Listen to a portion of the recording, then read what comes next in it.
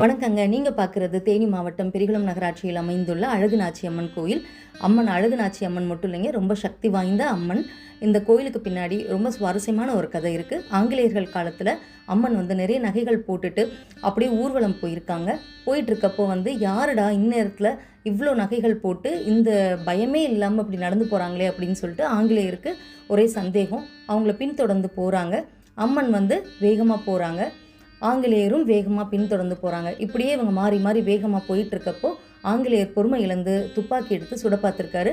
துப்பாக்கி எடுத்து சுட்டப்போ அம்மன் திரும்பி பார்க்குறப்போ அந்த தோட்டா மூக்கில் தொலைச்சி மூக்கு பின்னமாயிருது. அதுக்கப்புறம் அவங்க மறைஞ்சிடுறாங்க. ஆங்கிலேயருக்கு எதுவுமே புரியல, யார் என்ன ஏது ஒன்றுமே புரியாமல் இருந்துச்சு. அதுக்கப்புறம் மறுநாள் காலையில் கோயில் பூசாரி கோயில் திறந்து பார்த்தப்போ அம்மனோட மூக்கு உடப்பட்டிருக்கு. இவருக்கு பயங்கர அதிர்ச்சி ஆகி புது சிலை செய்யணும் அப்படின்னு சொல்லிட்டு சிற்பிட்ட கேட்டு செய்ய சொல்லியிருக்காங்க.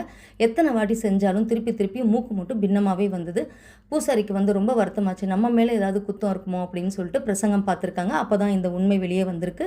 அதுக்கப்புறம் ஆங்கிலேயர்கிட்ட விசாரிக்கிறப்போ அவங்களும் இதை ஒத்துக்கிட்டாங்க. ஆமாம், இதுதான் நடந்தது அப்படின்னு சொல்லிட்டு. கோயில் ரொம்ப சக்தி வாய்ந்த ஒரு கோவிலுங்க.